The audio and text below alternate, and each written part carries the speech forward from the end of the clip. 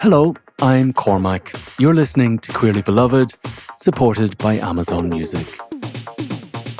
In this series, I invite DJs and musicians, friends and allies from the LGBTQ+ community to talk about music, queerness, and anything else that shapes their unique story. It is my hope that in sharing our individual experiences, we can learn and grow and focus on our similarities rather than our differences. You can find all of the music mentioned in today's episode and each episode at the link in the episode description. Today, I am chatting with Jam Rostrum, better known as Planningtorock. I first became aware of Planningtorock's music via their phenomenal releases on DFA Records, and they now travel the world, performing as a live act and also as a DJ. In this episode, we talk a little bit about Hannah. In case that's confusing, that's London DJ Hannah Holland, a mutual friend of ours. Here is Jam speaking to me from their home in Estonia. Oh, nice. Okay, wow. When did you move there? I moved here in 2019, so I've been here quite a few years now. And did you move there for love or for work? Because it's usually one of those two. For love. That's the better one. Yes. My wife is Estonian, and she's a surgeon. Oh, wow. Yeah, pretty fancy. For us, that's like a proper job. Right? I always say that, and then she always argues that music is so important, and she's such a sweetheart. So I love her already for that answer. It's easier for me to move, like I can do my job. Fortunately, I can do my job everywhere. So. And what's it like in Estonia? I mean, I love it. I live in the capital, which is right by the sea. Oh. And it's quite a small country. It's like the population's 1.3 million. And the capital is 400,000. It's a little bit like Iceland, I guess, in that sense, population-wise. So where did you grow up, Jam? I grew up outside of Bolton. You know Bolton? It's like north of Manchester. I know of Bolton. Yeah. It's like northwest UK. Kind of in the middle of nowhere. Very, like, out in the sticks. How was your family? Were you an only kid, or did you have brothers or sisters? Or It was me and my sister. And we were quite, like... close-knit family with my mum and dad. My childhood, I would always explain it as kind of lots and lots of love and also a little hard as well. Both my parents were working class, like both left school at 14, went straight into work, and my dad was undiagnosed bipolar. My sister is autistic, but it wasn't recognised until she was in her 20s. And my mum was quite ill, so like there was lots of stuff happening as a child. I sometimes think that's why I never had kids, because I felt like I was quite a parent when I was a kid. I grew up fast because a lot of things happened. But there was a lot of music in that house, and that definitely comes from my mum, like an extensive record collection. Mm-hmm. Yeah, so lots of love, difficult time, but lots of love and lots of music, I would say, in our house. And music in your house, like what role did it play? Like what happened when music was on? I mean, there was this ritual with my mum. She would always get up very early and put a record on really loud. Like she'd play music really loud. We'd still be in bed. And my mum's taste was just everything, like from Ray Charles to like the soundtracks of The Good, the Bad and the Ugly to some classical. It was everything and anything. Oh, I love you waking up in the morning to the soundtrack of The Good, the Bad and the Ugly first thing. I think she really liked music that was quite dramatic and it would really kickstart her day. That was in a way what she would say. Like she'd stand in the living room drinking a tea and listening to something really that would sort of empower her for the day. God, that's so powerful. It sounds really odd, but like she used to take out cassettes from Bolton Library. You could rent out cassettes back then. Yeah. And yeah, so always play music in the car or at home. So, I couldn't imagine, like I'd go to friends' houses and if they didn't have music playing, it felt so strange to me because our house was always full of music. Hearing that, I think like that was your mum's solo time as well. Yeah. Like before the kids get up. I would always see her as the kind of like powering her batteries up with the music, like really like, okay, I'm going to get through this day. And also just a lot of attitude. And my mum is quite a tenacious character, quite a powerhouse. I mean, she was diagnosed with cancer when I was 5. and literally given 6 months to live, and touch wood, she's still here today. I think that is a fine example of the kind of character my mum is. You see? Yeah. That's the power of the good, the bad and the ugly. Exactly. Totally. I love it. Yeah. And I mean, we can talk about this a bit later, but the fun thing is about my mum is that when my sister got really into clubbing and house music back in the 90s, my mum loved it. And the music was so loud in the car, like so it was very nice to have a parent who loved music and didn't see any age barrier or anything like this, or like I'm not allowed to like that because I'm older, and I feel that also was a really strong influence on both me and my sister as well.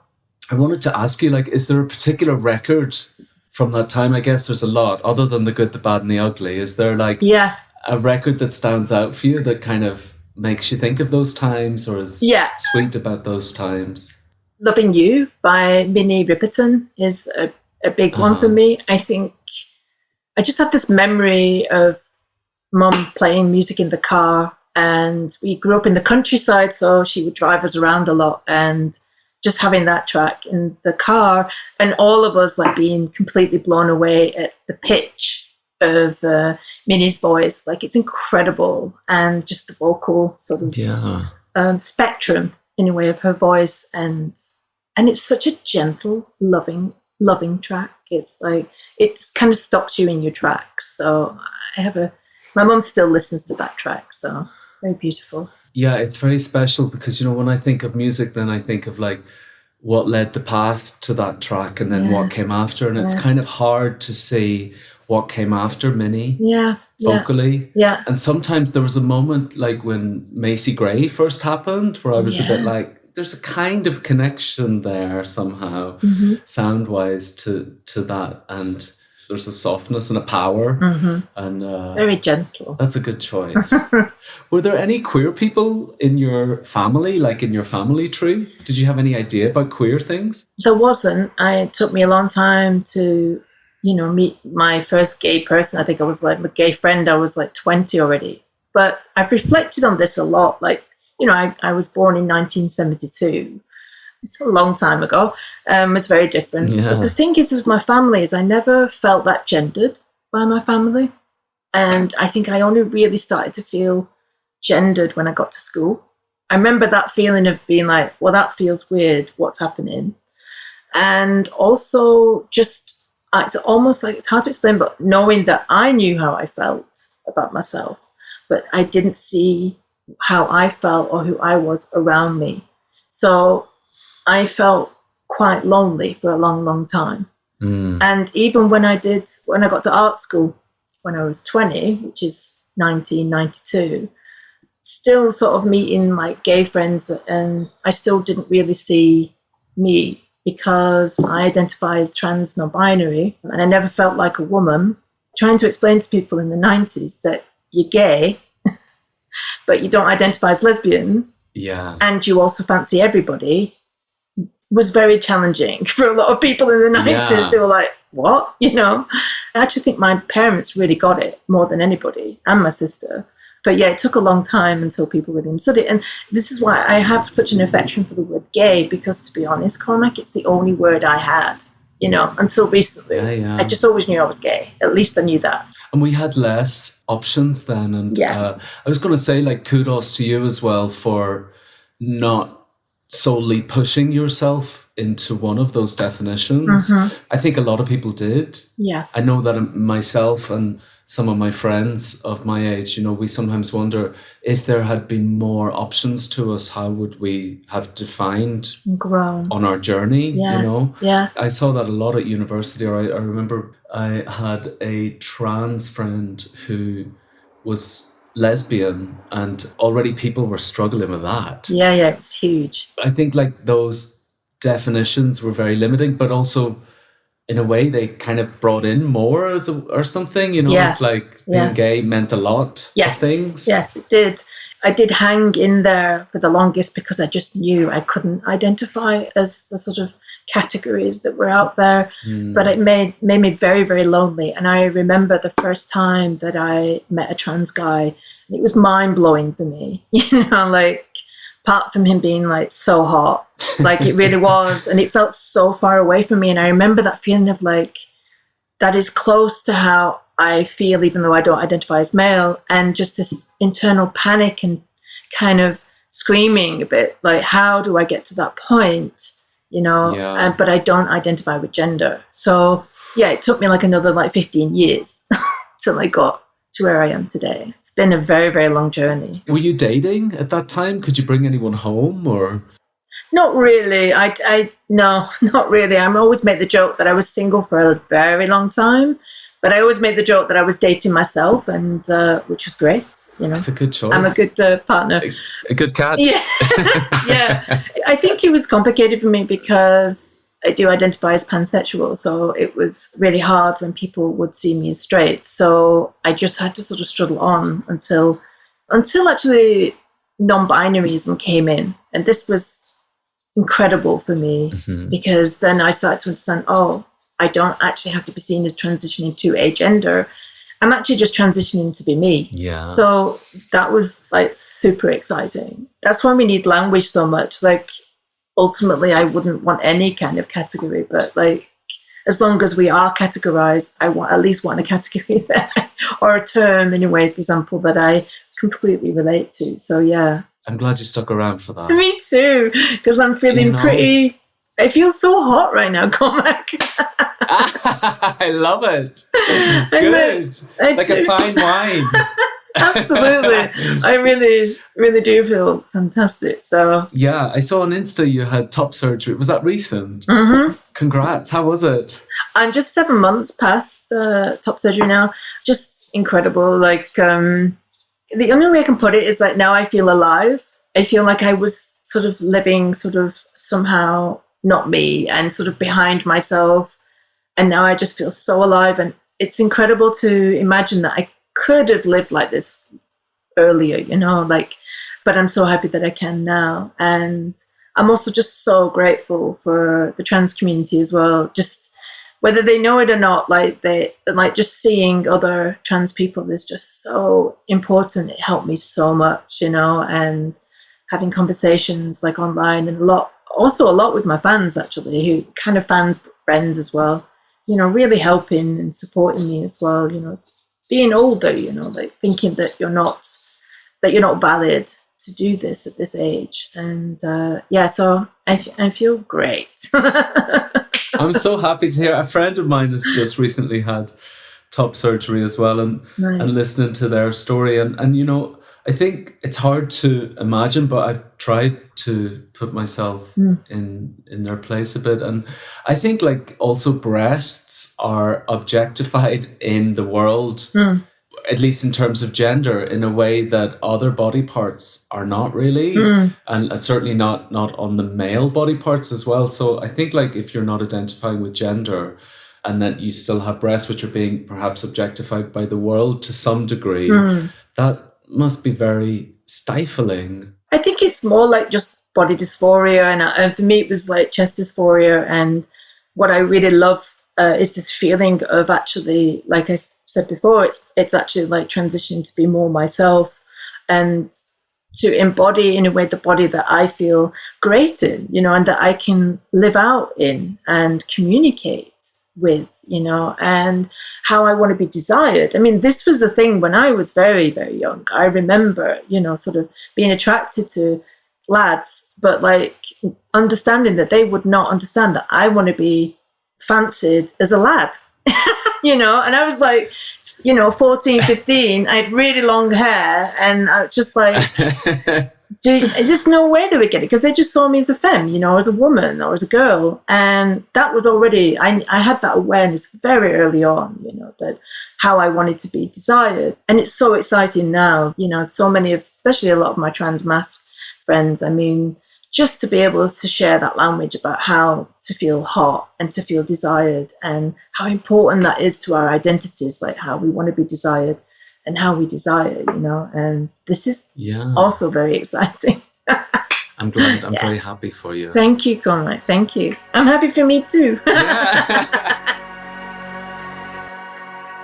I'm just thinking of what we were exposed to in those years in terms of queerness. I remember it was a bit after the time, but I remember like a rerun of Top of the Pops, and they like Soft Cell came on, and I hid behind the sofa, and I was kind of like fascinated and terrified, because I grew up in an environment where at a very early age I realized that gay was an insult, and it wasn't something that was going to bring me any sense of joy. I had some very happy years at home as a kid, and then when I went to school it started to change, and I didn't really feel safe at home. And I remember like seeing Mark Almond, who just looked very perverse and naughty and great, beautiful, and being as well. kind of very beautiful, and that voice, and also those songs, like wow, Soft Cell. That was kind of maybe the first time I saw something on TV or heard something musically where I thought, oh, there's this other world of, let's call it, queerness. Did you have any one that you saw or heard? Oh yeah, Boy George, absolutely. I had the biggest crush on Boy George. Like, just thought he looked so hot and like kind of magical. I was like, how? And also just this feeling anyway that I understood him. You know, and also for me, I think whether he felt like that or not at the time, like for me, he felt also quite non-binary as well. Like his dress sense and everything, and his voice also being so gentle and soft, and his demeanor so like naughty and cheeky, and I remember seeing, it must have been on Top of the Pops, just being blown away, like completely, and just so grateful that he existed. And I think I was in denial because I think I ran away from anything that was very obviously queer, because I was trying to keep myself safe. And I later got into George's music. I really loved Jesus Loves You in this project. Right, wow. Forgot about that. I love that. And now, like, I really can appreciate Culture Club, but it kind of went over my head, I think, as a survival. I had a funny experience with Peaches where we were kind of talking about this, and I said, I was really into Madonna when I was a kid, but I wasn't out about it. So like I said, I was into Michael Jackson, and she was like, Michael Jackson was your beard, really? Wow. Which was quite funny. When did you start like going out or meeting other queer people? Was it when you were at art college, or? I started actually clubbing quite early on, because I grew up in a really small village, and I somehow, I don't even know, can't really remember how it happened, but I befriended two girls that were much older than me. I was 16 and they were like 22, 23, and they were right rascals, and I always looked older than I was. So, and we used to go to Wigan Pier. You ever heard about Wigan Pier? Oh my God. I love the sound of it. It already sounds naughty, doesn't it? Anyhow. I love it. Yeah, and this is like, I think sort of 87, 80, 88, I was 16. So yeah, I used to go clubbing with them, and we had the best time, really loved it. And I think this is when I first got into Joyce Sims, and I don't know if you know Joyce Sims, but I do know some tracks, yeah. She had an album out called Come Into My Life, which I just became obsessed with. It's such an amazing album. It's an amazing track as well. I mean, just, you know what? I later discovered that she not only recorded it and wrote it, but she also produced a lot of it and mixed some of it as well. Like, real like powerhouse as an artist. But there was something about the sonic of that record, super kind of poppy, but very, very synthy electronic as well. Yeah. So that was a very, very big kind of favorite album for me around that time. Oh, I love that. And I think that in many ways paved the way for like Karen Wheeler and Soul to Soul, and that bridge between soul music and electronic. Absolutely. Like, when we talk about Come Into My Life, like that's such a tune. It's timeless. I love that one, but my favorite to sort of DJ, if I do DJ it, is You Are My All in All. There's like a brass synth that comes in, and it's just so like strong and dramatic, and I love it. Love it. Yeah, I listened to the track that you sent, and I didn't know it offhand, although I knew some other Joyce Sims stuff. And there's something also quite acid house about that sound. Yeah. And that time in the UK as well, which is it's very pivotal. Yeah. You could see like a lot of soul music was making it into dance clubs, and there was this huge mixing pot of music going on. It was super exciting. Yeah, I definitely think that she was quite a pioneer as a sort of an artist who was able to sort of create like electronic songs in that sense, you know, that were also club worthy, but also could be on the radio as well. I think she was really clever at that. Love her. So you're on Wigan Pier. Did you start clubbing at some point? Did you start going to clubs? I mean, Wigan Pier was a kind of a club. There was a club in Wigan Pier, but it was mostly my sister discovered house music. And I mean, we all, like me, mum and my sister, my dad a bit too, but mostly us three were like really big into music. And then Beulah started to discover house music on the radio and became really, really obsessed with it, like super trying to find pirate radio stations on Manchester radio and making cassette mixtapes. She started to go clubbing and she started to go to the Hacienda.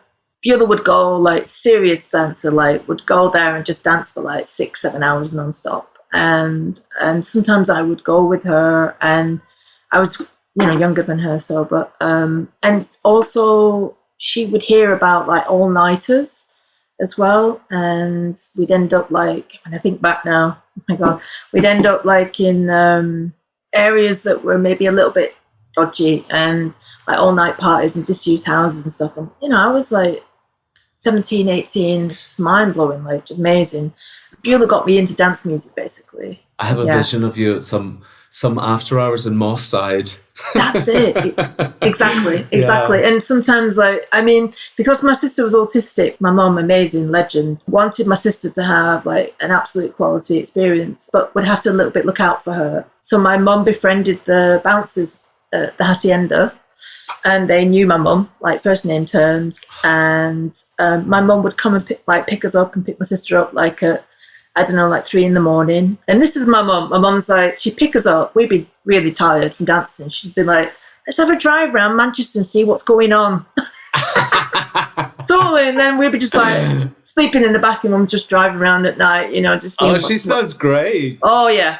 Honestly, legend. Wow. Honestly, she loved it, you know. And what's amazing about it is she, you know, she wanted Beulah to have like a complete, like, full-on experience, but she was just there for her, just to, you know, just to look out for her. And the bouncers were amazing. They always knew my sister. And so it was really sweet, like really, really sweet. Yeah. That's so loving. Yeah. I ended up with quite a few dodgy after hours, like in the wrong sides of the tracks in Belfast. Right. Quite often. And I would maybe have to change my name because my name was a bit Irish.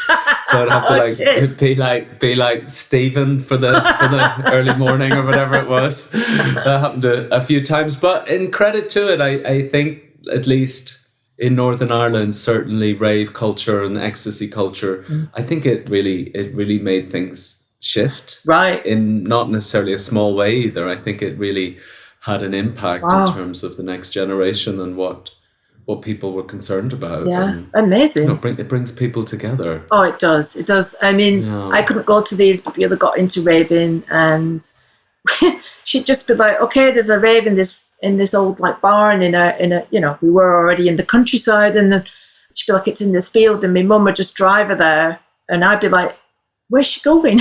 My mum's like, I don't know, some dance. And my mum would be like, I'll be back here at 5, and that'd be it, you know. And it was magical. Wow. Yeah, really. Like, my mum being uninhibited, but also my mum really understood how important music was, you know, like it was important to my mum as a young person and as a person in general. And I think my mum really taught both me and my sister that music can be a home, a safe space, a place for you. And it definitely was a space for my sister because, you know, like being autistic was very hard, and it still is to this day very hard for her, how people are with her.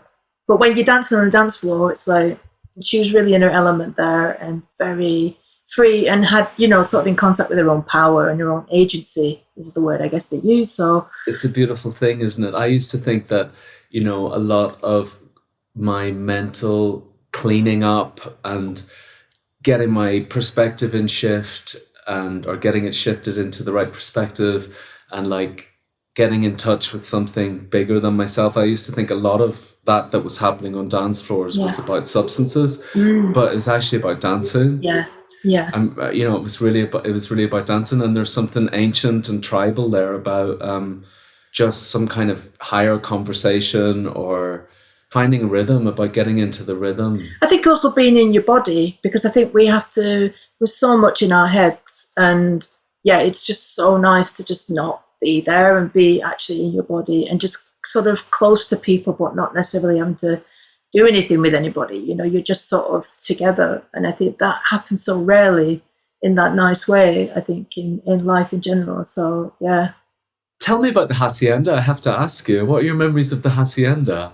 I probably wouldn't have used this word back then, but I think it just felt so fresh, it felt so new, because there wasn't anything else like it, and my memories also are very early on. Like, there was this dance troupe called the Foot Patrol who used to just start doing synchronized dance in the middle of the dance floor and stuff. And I think it felt like a place where people could be really spontaneous and creative, just felt really new and fresh. Not like other clubs. Yeah, I would love, if I had a time machine, I would love to visit it. I read quite a lot about it, that the sound wasn't very good at the start because it was all really about aesthetics and no one had thought about the sound. So the sound was bouncing all over the rooms, and also the music they were playing, people didn't really get it at the start. And I don't know why, but I remember the toilets. So they were really industrial, I guess, and at the time there just wasn't anything like that. It was a bit like, where are we? There was nothing fancy about it. It was super sort of lo-fi DIY basic, but definitely had a chic to it as well. So a sort of aesthetic perspective, it was really impressive. And wow, I remember the sound being pretty good. So maybe I was there once they sorted out the sound system. Yeah, I remember it being very, very good. I do remember being in Manchester towards the end of that time because my brother lived there, and going to this bar that I think the hacienda owned called Dry. Yes, it was all just the vibe in Manchester was so fucking cutting edge. Everything was so slick and so cool. Yeah, my sister used to go to Dry a lot, and one New Year's Eve she'd bought a ticket already for the hacienda New Year's Eve party, and then she got sick and she couldn't go, so she made me and my dad go and sell the ticket in Manchester.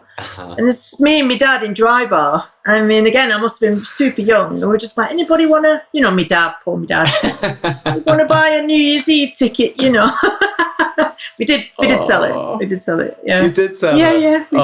Yeah. God, I mean, clubbing in your house sounds like a homegrown full family experience. Oh yeah, totally. I mean, that's the thing. We were also a very, very close family. It's only when you're older that you realise actually how fortunate you are, even though there were difficulties. We just always felt very, very loved and very, very embraced and accepted, it's quite something. Yeah. I mean, and it also sounds like emotionally everything was on the table. Absolutely. I mean, sometimes too much. If my mum and dad were having a squabble, my mum would say, you come in, you got to know what this is about so you don't think it's about you two.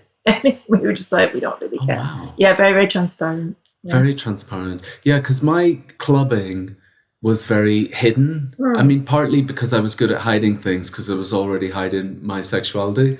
But also because they didn't want to know. They just, it wasn't a problem unless it was a problem for them. Right. So I got very good at hiding that and hiding my drug usage as well. So I think that was probably a good breeding ground for what became addiction. I've been sober now for quite a few years. Oh, and it's just quite interesting to think of your family running around Dry selling the rave ticket because it's so far away from my experience.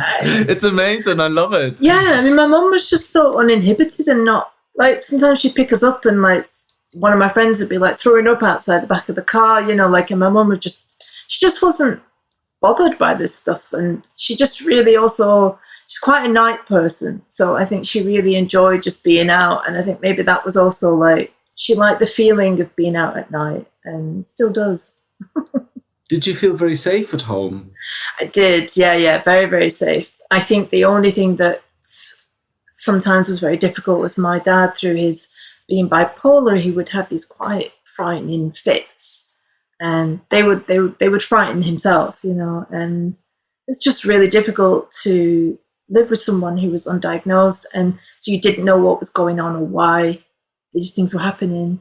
That sometimes it's just really hard to think about, because I think, now he would have been given help and medication and support, and he just wasn't around, so sometimes that was quite scary, actually. But I think just knowing that there was a lot of love there definitely helped.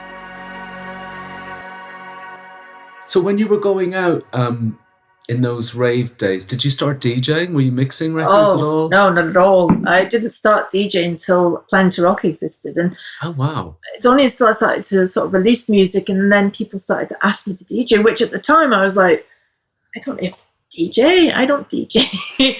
And then I started it and loved it. Uh-huh. Yeah, DJing came a lot later. Definitely a lot later. Where were you DJing? Were you DJing in Berlin? Yeah, and also sometimes just like parties or events, like event openings, which can happen. Like if you're an artist and people know your name, they want to invite, because of the artist name. Mm-hmm. But then, like when I started to DJ more like club nights, and really sort of think about, actually, I have to think about Hannah, actually, because I remember Hannah lived for a short time in Berlin, and she did, yeah. One of her sets was something like in Berghain, I think it was like 6-7 hours long. I was like, how do you do that? I'm like 3 hours tops. I'm a massive baby when it comes to DJ. Well, 3 hours is a good stretch as well. Yeah, it is, fairness. But it's not 6 or 7. So you just have lots of chocolate and coffee, and when I play a longer set like that, I just think, I need chocolate, coffee, and a hug. I need like a hug every 2 hours. I want them anyhow. I need someone to come. Well, because it can be a bit isolating. Totally. When you're there with the crowd and stuff. Absolutely. Because you're making decisions and stuff. It can be like, oh God, I just need someone to grant me a bit, like get me back in the body. No, I'm just thinking, because when you lived in Berlin, wasn't there like also like some of those really fun parties? Like, what was that one called? What was it called? There was a club called Golden Poodle, and me and some friends used to just. It didn't even have a name. The night didn't have a name. It was just like, we're going to do a party. Let's just, I think that's when I first started just trying to DJ a little bit. I've just played so many parties. It's hard to remember all of them, but you know what Berlin's like. There's been so many clubs that have come and gone. I mean, Osgood, Yeah. And all the performances in all these clubs. I mean, just so many. And like, if I really had to sit down and think about it, I could run you a list, but I definitely have to dig out my old memory bit, because it's quite a while ago, but some really fun nights. I mean, I feel so lucky to have been in Berlin, because it's definitely helped me discover my music, and Planningtorock was definitely born there, so yeah, super grateful for those years in Berlin. Thankfully it was. Yes. Where would we be without it? What would you say as a performer and a DJ, like what are the differences for you? It's a nice question. I mean, with performing, it's the contact with the audience and the sort of chatting and performing and singing and that sort of feeling that you've got an exchange. DJing, it's more like, it's just so much fun when you play a track and everybody's like, oh, yes, like you do just what I needed, just that fun moment where there's that connection, and it's a different kind of connection, but yeah. It's interesting. I did perform for a little bit, like in my early DJ days. I was kind of in an electronic duo as well, and we were performing, and I mean, I loved it. I loved it on a good night. Because it was hard to hide. Mm-hmm. It was hard in a way, like if you weren't having a good time, it was hard for me to leave that aside, because I just find it like a very exposing place to be. But I guess that's maybe the difference between a very great performer, is that they're able to put that aside and get into it and not show anything but the show. I found that difficult, whereas behind the decks I found that easier somehow. Absolutely. It happened less. Yeah, I relate to that. It's an odd feeling when you're performing live and you're not having a good day, and how to navigate that. I find it interesting sometimes with some artists that just show it, and they'll just say, I'm not having a good day. And sometimes that can be quite... I'm not having it today. It's a bad one today. But sometimes it can be quite sweet, because if, your fans are there and that, they'll like cheer you up, or just like, sometimes actually letting it out can just let it go as well. But yeah, definitely DJing is, it's definitely more like head down, and you can be a little bit more introvert for sure. It can feel good. And then also when you're not performing your own music, that was the other thing I felt like, because sometimes I was writing music or writing tracks that were very personal, or maybe coming from like my depression, which I was in the closet about. Yeah. And then getting up and performing was a bit like reading your diary naked. I was like, what the fuck? How did I buy into this? It was like, fuck. It's all right. like, I thought it was a good idea, and now... like, shit.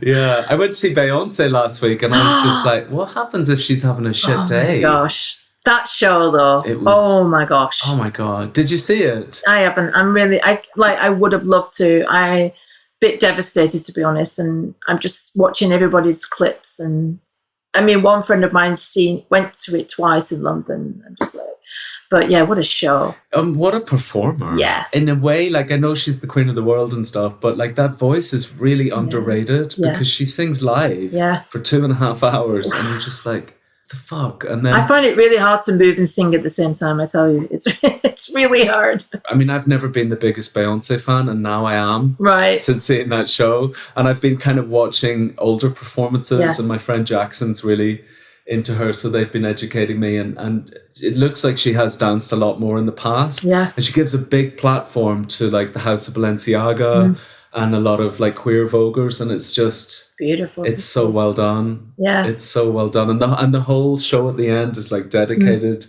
to her uncle who died of HIV. And she's also got so many cuties DJing before her show. Yeah. Like Arca Alejandra did a set. I don't know if it was in Spain or in Brazil, but yeah, just beautiful to see. Yeah. So we're talking a lot about the good times, and you mentioned your father's struggle with mental illness. I mentioned depression, and I wanted to talk about the role of music in tough times. Yeah. I heard a theory that there are more sad songs in the world than there are happy songs, or that it's easier to write a sad song. I've heard people say that. Yeah. I don't know, like for me, I've learned to go to happy music if I'm feeling down. We talked about your mum as well, getting into her Beyonce head, listening to records in the morning. Her powerhouse head. Yeah. As a touring artist, do you have any kind of practice? I try to avoid the word spiritual. I think it's very oversaturated. I'm calling it a sanity practice. Right. I'm wondering if you have any process in how you manage, because touring can be tough. Oh, it is. It's very rewarding, like performing. For me, singing specifically satisfies me like nothing else. It's very, again, healing. It sounds, it's also like you say a saturated word, but it is. For me, it gives back into me so much when I sing, and the experience of sharing with the audience is incredible. But the actual, just the logistics of touring, it's so physical and very exhausting. What I try and do is, I try and just watch myself a little bit, that I'm not over giving, overdoing, and always trying to take a moment where I'm a bit in myself and a bit quiet. So quiet moments as much as possible. And also, sounds really boring, but diet. Really like, because touring also is quite tricky, to make sure that you're eating well and regularly. And so I try that as well. I don't drink, never really have, very, very lucky like that, or take drugs, just because, I have to tell you this, Cormac, it's so dumb, but when I was about 14, I was accidentally given poppers and had the most horrible experience, like frightening. Oh, wow. It just scared the hell out of me. So I just never did drugs, because I was like, I don't want to be sick. It's just that simple. And so I've never done them. I always make the joke that I would like to try mushrooms at some point, or do a bit of acid or speed, but I kind of wait until I'm really old. I'll do it when I'm like 80 or something. No, I mean, it's having a bit of a resurgence, isn't it, in terms, at least mushrooms and microdosing and hallucinogens. Yeah. And I'm fascinated by people who've never really got into drugs, because until I got sober, I didn't know any. Right. Didn't really think they existed. Birds of a feather and all of that. I was just hanging around with people who partied a lot. Yeah. So it might have been an angel on your shoulder. I mean, a lot of my friends did, like I would, it's, and there's no judgment for me either, because, no, I think they're really interested in, and I also, I have a lot of friends that are also on medications and that, and I'm just so grateful that they have them. You know, like my sister especially, like, has different medications to help her deal with living in this world, you know, and it makes her quality of life so much better. So I'm very, very grateful for it. And also, I've been with friends that have been on mushrooms and I've had the best time, even not on them, just being with them, you know. So it's contagious, isn't it? The laughing is contagious. So good. So, you know, I mean, I've had that too. I can see the attraction. So I'm just like waiting, you know. But yeah, in terms of just sort of well-being and that, I think I try not to talk major lengths because I'm older now. Like my energy's not the same as it used to be, and so I try and do like shorter stints as well. Are you good with boundaries? Are you good with like advocating for yourself when you're on tour and saying, actually, I'm not doing that, or you're asking me for too much now? Are you good with that stuff? Getting better. Yeah, I think it's definitely something to learn. Yeah. I think it's really hard for artists, you know, because we are our job. Yes. If I didn't do Planningtorock, it wouldn't exist. I wouldn't have a job. I wouldn't have an income. So it's just that simple. Yeah. And I need to make a living. And it is very hard to know when you have to step back. And I think also sounds a bit daft, but like maybe not, I don't know. But we've got a cat, 2 cats and a dog at home. And obviously my baby. And this is great. Being around animals, I think they're just so grounding. God, it doesn't sound stupid to me at all. I have a dog. I have a Frenchie. Oh. She's actually downstairs at the neighbour's house, and she gives me way more than I could ever give her. Right. I give her everything. They're so generous animals. She has everything, but it's just when they're happy, it's so easy to feel a contentment because they're so... Absolutely. They're so satisfied. I think that other thing that's really interesting where you're saying, you know, about it's a self-propelled, like if it wasn't for you, there's no Planningtorock, and if there's no Planningtorock, then there's no job, and if there's no job, there's no income. Yes. The other thing around that is the platform that we present that on very often is in other people's social lives. Like it's our work life, but it's in their social life. So often the people around it are not thinking work life. They're not thinking in that structured, sometimes respectful way. Sometimes they're thinking in a really reckless way. So in my experience, I've had to learn to be really boundary because I've found often that people in those environments can overstep or over ask, or I think you're right. Maybe not be considerate. Yeah, just that because it's sort of entertainment and it's a party, they don't realise that for us it's work. And we probably have to get up the next morning for a flight to do it all again, you know. If we don't boundary it, we can't like leave it to someone else to do. I do learn from other performers and DJs. Mm-hmm. I was DJing in Paris, and the DJ before me was just so precise in the energy they gave. Not too much, not too little. Because sometimes when I'm DJing, I feel like I have to really be like, you know, and they weren't at all. They were very like doing my thing and that, and I was like, okay, yeah, you actually you don't have to be like on like 200% all the time. You can step back and still be giving in a way. I think the most important thing is to be authentic in the booth. And I noticed like during Corona and post Corona, there's been a big push in almost performing, and I think that comes from everything having gone on screen. Yes, it's still fascinating to me that a true. DJ's Instagram is more important than their SoundCloud.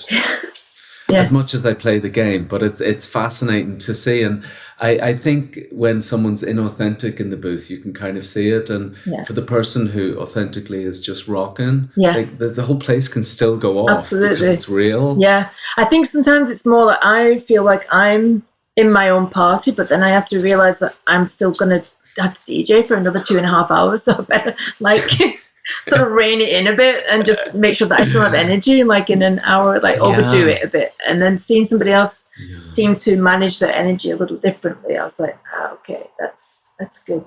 I give a lot when I play, but I often crash afterwards. Like, you know, I had 4 gigs at the weekend and traveling, and then I can do it all, and I can do it on 2 hours sleep, and I can play for 4 hours and then 2 hours. I can do it all. But then the next days, I have nothing to give, and I really crash after it. I experience a little bit now, being sort of in my 50s, that there was always this pocket of energy that I could tap into when I was like sleep deprived, blah, blah, blah, blah. Now it's like that pocket's gone. And when I'm just like, oh, I just can't do anything. So yeah, that's another thing.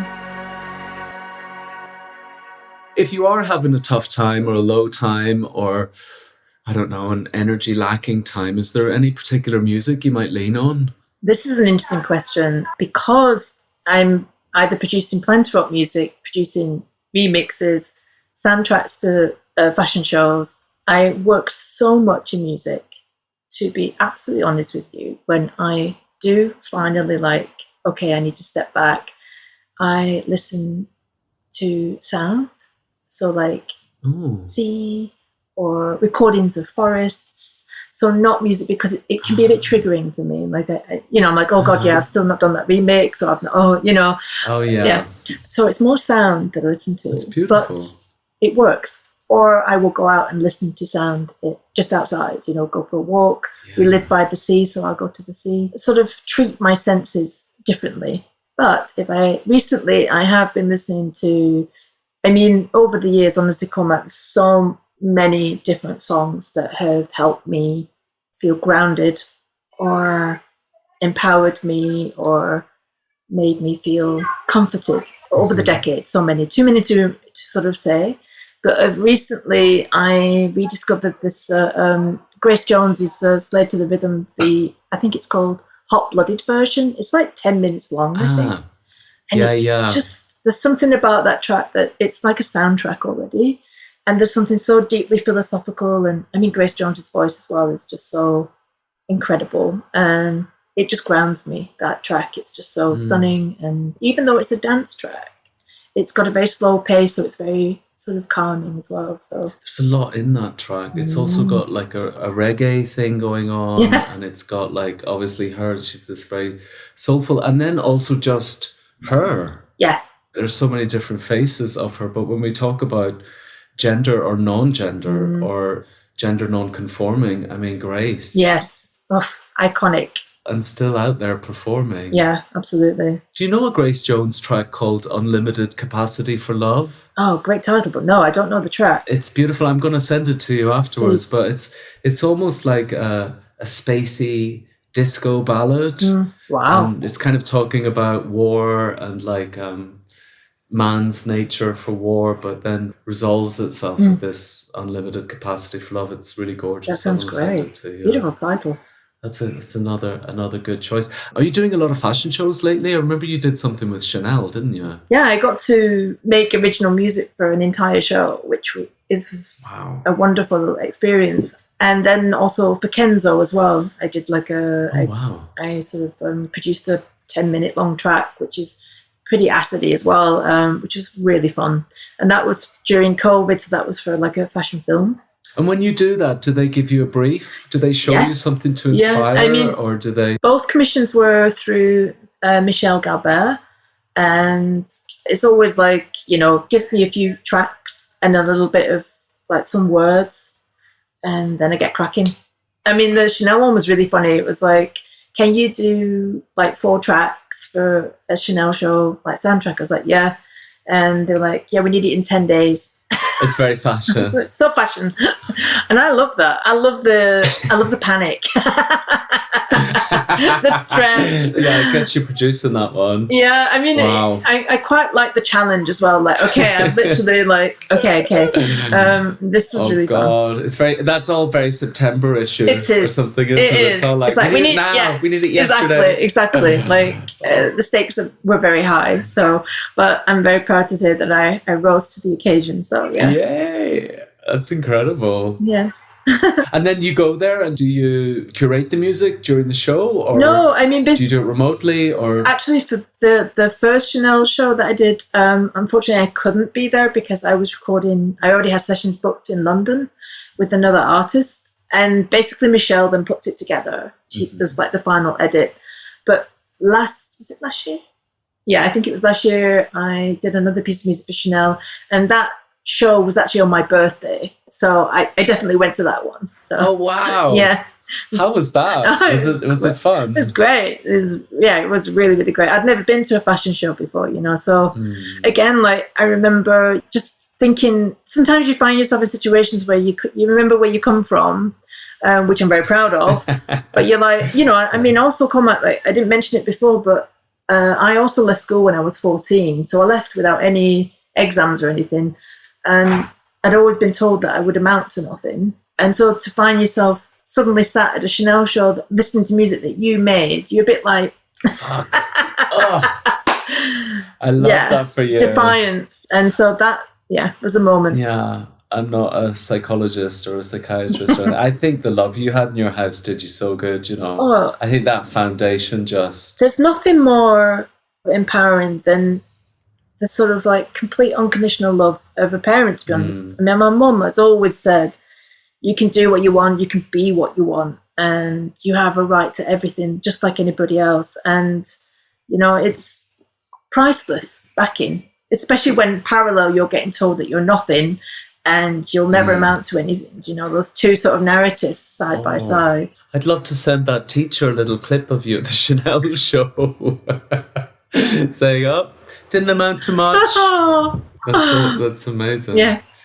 And is there a track at the moment that you were kind of inspired by or playing in your sets or something that kind of brings us up to date? Actually, at the moment, I don't know if you know I, Jordan. I do, yeah. Yeah. Absolutely love them. Yeah, massive fan. And fortunately, I can also say we're good friends. And they've done a remix for Eliza Rose. I think it's Better Love. Uh-huh. And it's just brilliant. I love actually all Jordan's remixes. They also did a really nice remix for Romy as well. Ah, cool. So I've been playing that in my last sets. It's going down really well. Oh, nice. Yeah. I'm going to make a playlist of all the music. So. Nice. It's been so lovely to chat to you. Thank you, Cormac. Likewise. I'm surprised it's taken us this long to I feel like I know so much about you now.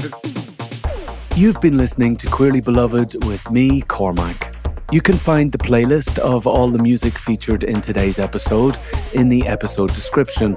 And while you're there, please do hit subscribe so you don't miss out on my conversations with other talented people. A big thank you to Michael Lane, my producer, my manager, Melissa Taylor at Tailored Communication, and of course to Amazon Music for their support. Take care of yourself. All the best. Bye.